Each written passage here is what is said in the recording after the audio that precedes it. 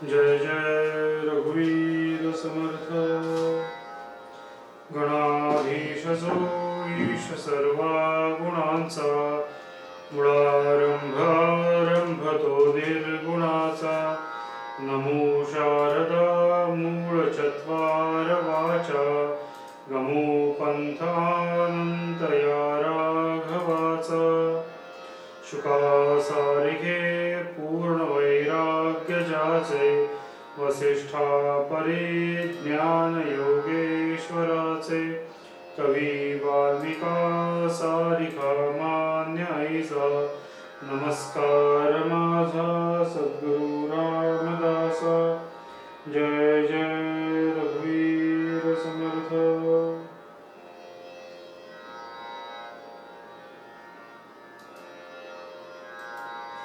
आत्मारमो भवती।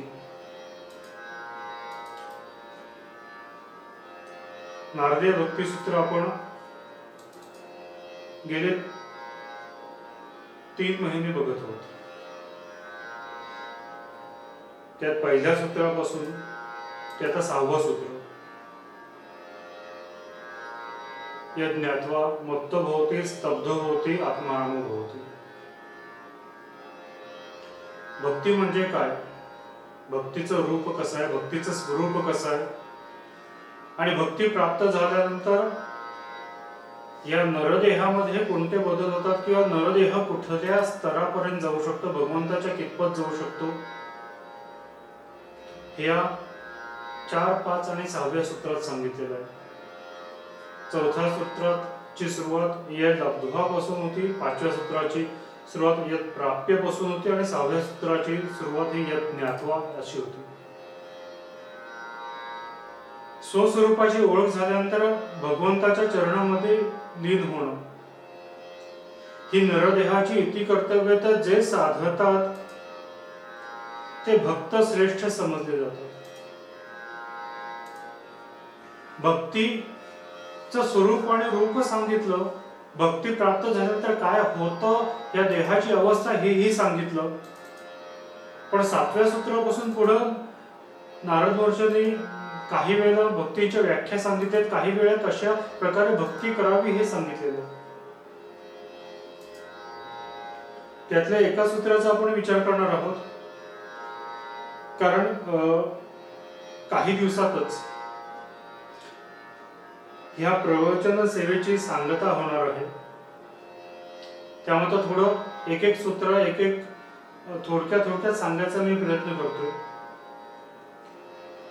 भक्ती कशी करावी हे जरी कळलं नाही, किंवा कसं करावं हे जर बंधन किंवा त्याच्यातलं सूत्र जरी कळलं नाही, तर बंधरहित प्रेम किंवा भक्ती, बंधरहित भक्ती कशी असते ते नारद महर्षींनी एका सूत्रातच सांगितलंय।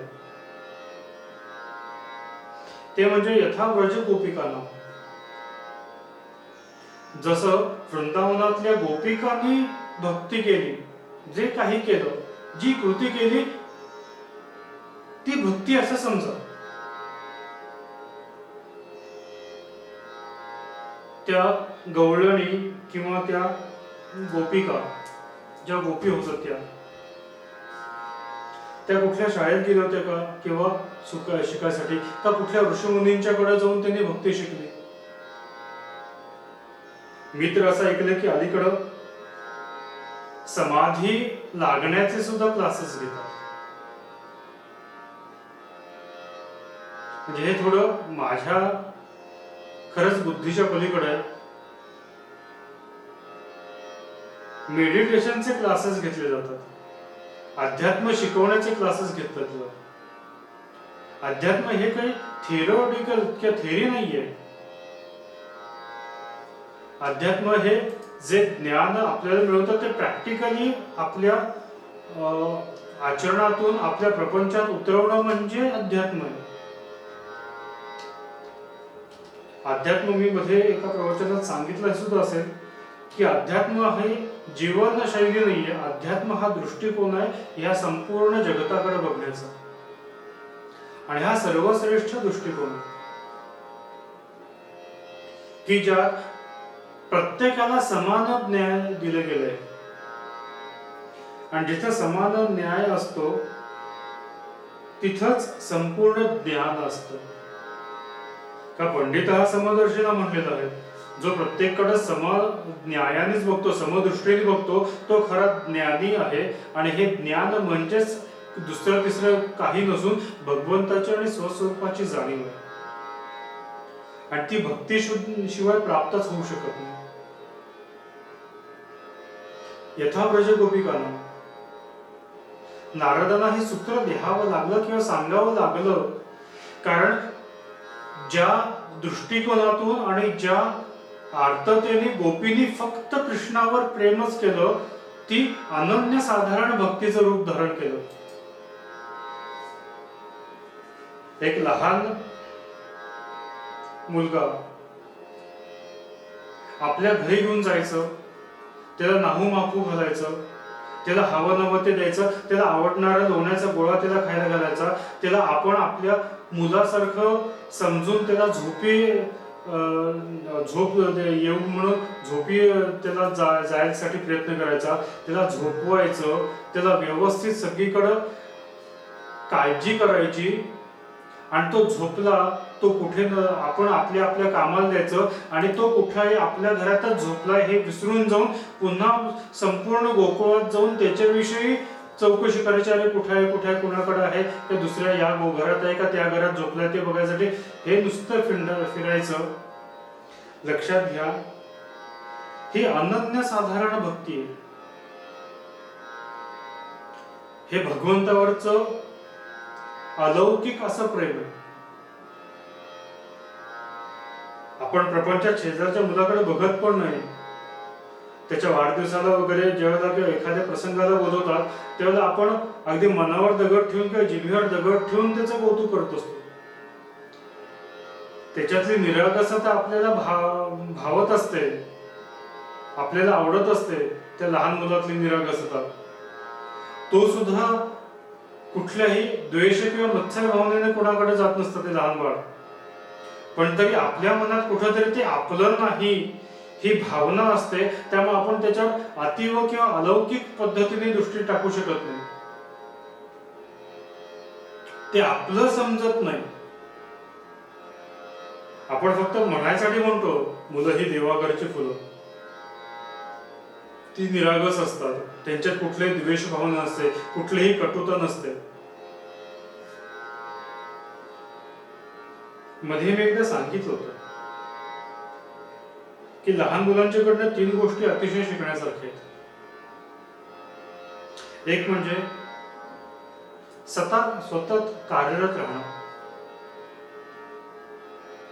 बघा, ते जर झोपलं नसेल तर काही ना काहीतरी करत असतं. ते कधी शांत बसले असं नाही. उलट जर एखादं लहान मुलं शांत बसलं तर आपल्यालाच काळजी लागते, अरे त्याला काय झालंय काय.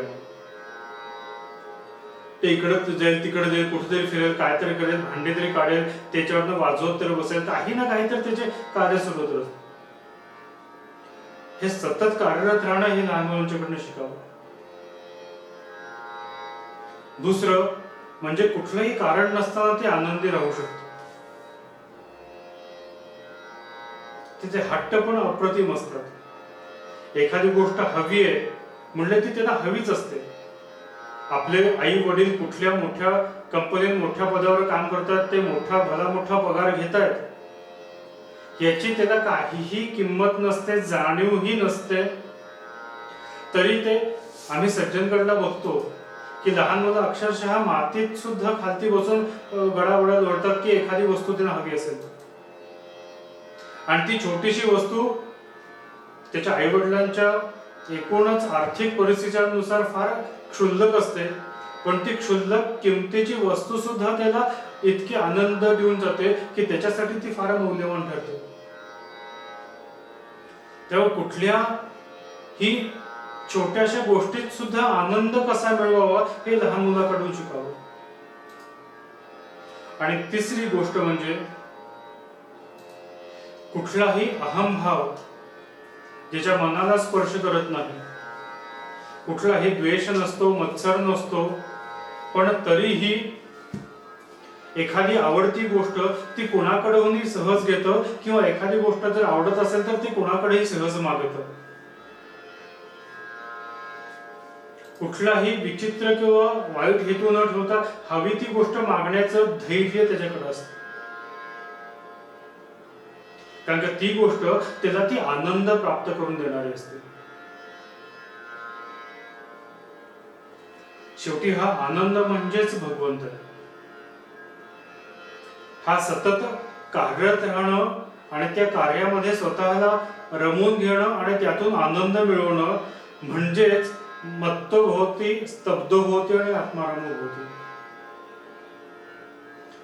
मगाशी मी सांगितलं, गोपिका स्वतःच्याच घरी जाऊन कृष्णाला घेऊन जायचे, तिचं नाव माकू घालायचे, तिला झोपवायचे आणि परत गावभर फिरत शोधत फिरायचे की कृष्ण कुठे गेलं. अलौकिक आहे. नारदांनी जे व्याख्या केली आहे भक्तीची, त्याच्यात ते म्हणतात की ज्याच्या विस्मरणानं अति व्याकुळता निर्माण होते आणि ज्याच्या स्मरणाने अखिलाचरिता म्हणजे सर्व जगातील सर्वोच्च आनंद जिथं मिळतो ती म्हणजे भक्ती. समजा यत स्मरणे अखिलाचरिता यत विस्मरणे परम व्याकुलता असं नारद महर्षी म्हणतात. नुसतं त्याचं स्मरण आलं तरी डोळे मन सगळं तृप्त होतं आणि त्याचं विस्मरण झालं की तीच व्याकुळ होते. तो माझ्या समोर नाहीये ही जाणीव होणं किंवा ते आपल्या लक्षात येणं ही सुद्धा भक्तीची त्यातील परम व्याकुलता हे सुद्धा सर्वोच्च भक्तीचं लक्षण आहे. समर्थांची करुणाष्टक आहे, टेंबे स्वामींची करुणा त्रिपदी आहे, माऊलींच्या विरहिणी आहेत. ह्या ज्या सगळ्या गोष्टी आहेत ही या परम व्याकुलतेच्या भक्तीतूनच निर्माण झालेल्या आहेत. अनुदिन अनुतापे तापलो रामरा या करुणाष्टकात समर्थ म्हणतात, हे राम तू धावत धावत ये, मी ह्या संसारात पूर्णपणे इतका पळून गेलोय की ह्यातून तू आणि तूच फक्त बाहेर काढू शकतोस. ही जी आर्त स्वराने जी रामाला दिलेली साध आहे, रामाला केलेली आर्जव आहे, रामाला दिलेली हाक आहे, ही करुणा म्हणजे दुसरं तिसरं काही नाही, फक्त भक्ती आहे. धनुवाजे गुण गुण वारावा हे ऋण झुण भव तारको हा काणा की भेटी वेगा आता. तो लवकरात लवकर भेटायला ये, तुझ्याशिवाय मला एक क्षणही एक निमेषही चैन पडत नाहीये. ही जी आपल्या भगवंताच्या विषयीची परम सर्वोच्च किंवा परम व्याकुलता जी आहे ही म्हणजेच भक्ती आहे. कारण का ही परम व्याकुलता सुद्धा मला माझ्या निमिषभर का होईना मला माझ्या भगवंतापासून दूर घेऊन जाते. माझ्या भगवंताचं दर्शन जे माझ्या दृष्टीपटलावर होतंय ते दर्शन काही निमिष का होईना मला होत नाहीये आणि त्या निमिषात सुद्धा मला इतकी व्याकुलता निर्माण होते. ही व्याकुलता ही आर्तता भगवंताच्या विषयी म्हणजेच भक्ती. करुणा त्रिपदीमध्ये दत्तांच्या विषयी टेंबे स्वामींनी हेच भाव निर्माण झाले आणि हाच भाव दर्शवला. शांत हो श्री गुरुदत्ता मम चित्ता समवी आता. किंवा घागोनी जे पद अजरामर केलं टेंबे स्वामींचं, ते ये रे कृष्णा तिरीच्या वसणाऱ्या. शेवटी अर्थातेने म्हणतात ये रे वासुदेवाच्या कैवार्या, ये रे कृष्णा तिरीच्या वसणाऱ्या. केवढी अर्थता, केवढं दत्त प्रभूंच्या विषयीचं प्रेम आहे, लक्षात घ्या. हे प्रेम आहे जे कुठल्याही अपेक्षा रहित आहे. तुम्ही या धावत या फक्त या वासुदेवाच्या कैवार्या नाही. हे वासुदेव म्हणजे संपूर्ण वसुधैव कुटुंबकम हे जे आहे हे संतांच्या अंतःकरणामध्ये जे असतं की संपूर्ण सृष्टी म्हणजे माझाच संसार आहे. या सर्व सृष्टीच्या या संपूर्ण जगाच्या कल्याणासाठी तुम्ही धावत या. नाहीतर समर्थांना दत्त दर्शन झाल्यानंतर किंवा संताला भगवंताचं स्वरूप कळल्यानंतर जगाच्या साठी मागण्याची काय गरज होती त्यांना? त्यांनी स्वतःसाठी मागितलं असतं तरी चाललं असतं, पण संपूर्ण जगासाठी मागितलं. हेच त्यांचं संतत्व आहे. आणि हे जे संतत्व आहे ते दुसरं तिसरं काही नसूनच भक्ती आहे. आपण भक्ती म्हणजे नेहमी म्हणतो की देवळात जायचं, कुठेतरी त्याची आवर्तन करायचे, हे करायचं, त्याची पूजा करायची आहे. पूजा करणं म्हणजे सुद्धा भक्ती आहे. पूजेमध्ये निर्माण होणारा सुद्धा भक्तीच आहे. ही व्यासानेच केलेली व्याख्या आहे. पूजादिशो अनुराग आहे की पाराशर्य आहे. पण ती पूजा म्हणजे नेमकी काय? हे बाह्योपचार करणं म्हणजे पूजा आहे का अंतःकरणाला भगवंताच्या अंतःकरणाला दिलेली साध म्हणजे पूजा आहे? हे आपण लक्षात घ्यायला पाहिजे. कथादिशो इति गर्ग असं म्हणलेलं आहे.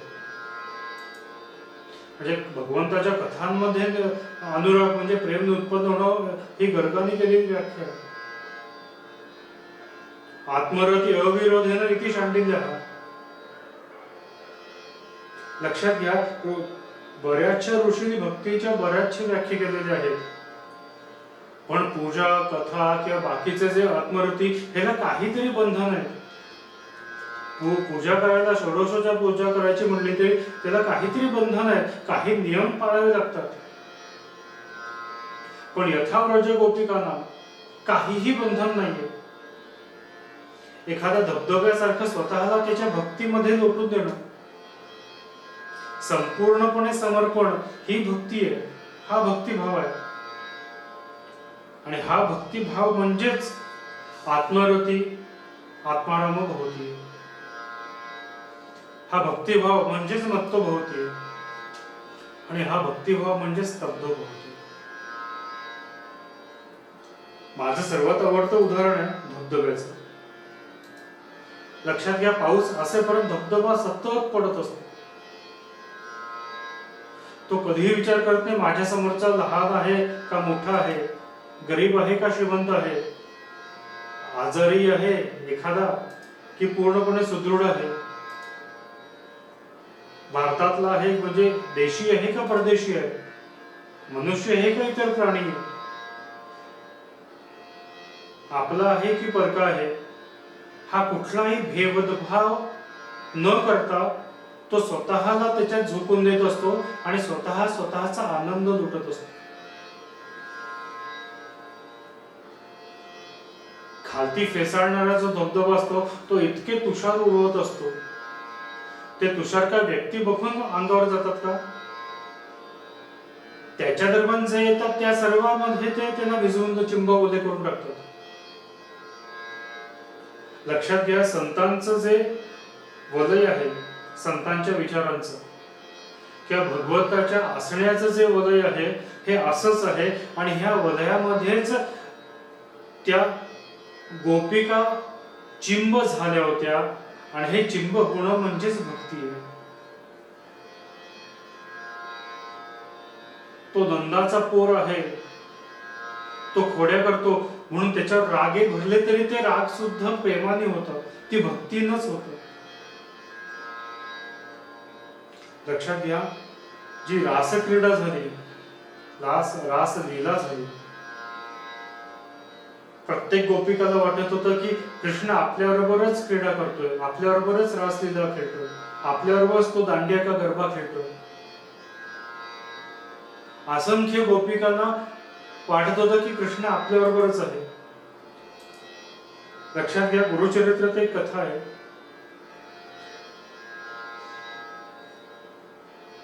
नृसिंह सरस्वतींचे शिष्य गाणगापूरला असताना सगळ्यांना वाटत होतं की महाराजांनी दिवाळीला आपल्या घरी यावं.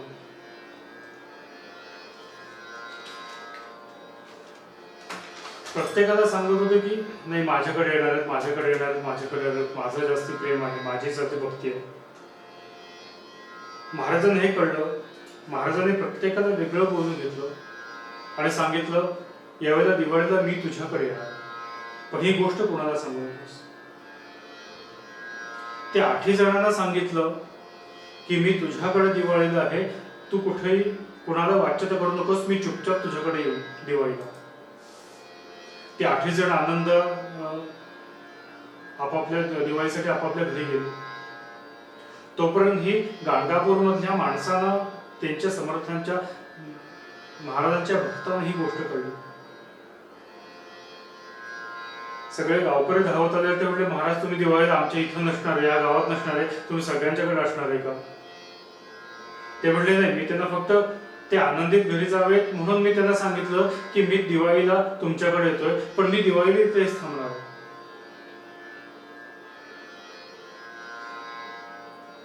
दिवाळीला महाराज तिथेच थांबले.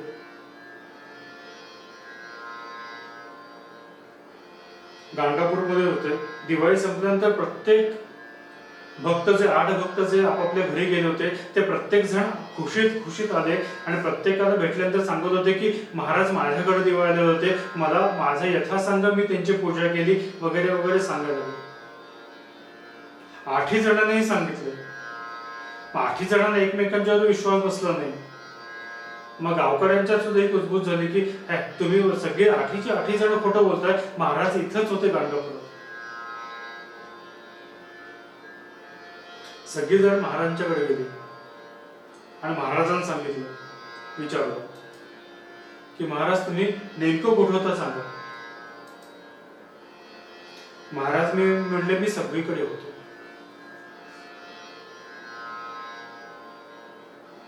सगळ्या भक्तांना सुद्धा कळून चुकलं की आपण ज्याच्यावर भक्ती करतो, ज्याला आपण आपल्या मनामध्ये किंवा अंतःकरणामध्ये स्थान दिलेलं आहे, एक शरीर म्हणून दिलेलं आहे, पण ते शरीर नसून ते तत्व आहे की जे ह्या चराचरात भरलेलं आहे.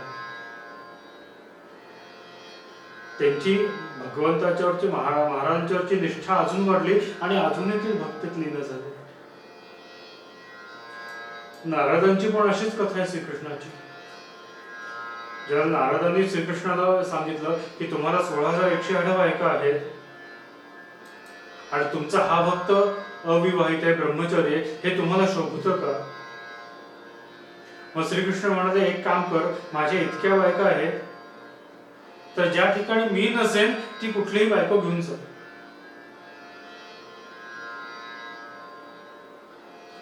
नारद सगळ्या ठिकाणी जाऊन आले. सगळ्या ठिकाणी श्रीकृष्ण होतेच उपस्थित. लक्षात घ्या, यातून आपण 2 गोष्टी काढू शकतो, 2 अर्थ काढू शकतो. एक म्हणजे हे जे परमतत्व आहे हे सर्व चराचरात भरलेलं आहे, हा एक दृष्टिकोन असू शकतो की जिथं जाईल त्या पत्नीबरोबर 16,108 ठिकाणी श्रीकृष्ण आहेतच. याच्यावर एक दृष्टिकोन असा आहे की अशी जागाच नाही या पृथ्वी तलावर की जिथं ते परब्रह्म तत्व नाहीये. किंवा दुसरा दृष्टिकोन असाही आपण काढू शकतो की सदैव ज्याचं नाव घेतलेलं आहे, ज्याचं नाव घेता घेता नारदांची जीभ कधीही थकत नाही, अशा त्या नाम उच्चारातून पवित्र झालेल्या नारदाच्या दृष्टीला जिथं जाईल तिथं प्रभू दिसतातच.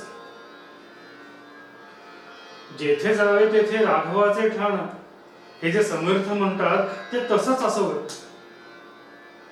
जिथं जाईल तिथं कृष्ण त्यांना दिसतोच, कृष्ण आहे हीच जाणीव होते. आणि ही जाणीव म्हणजे दुसरे तिसरे काही नसून ही आत्माराम भवती.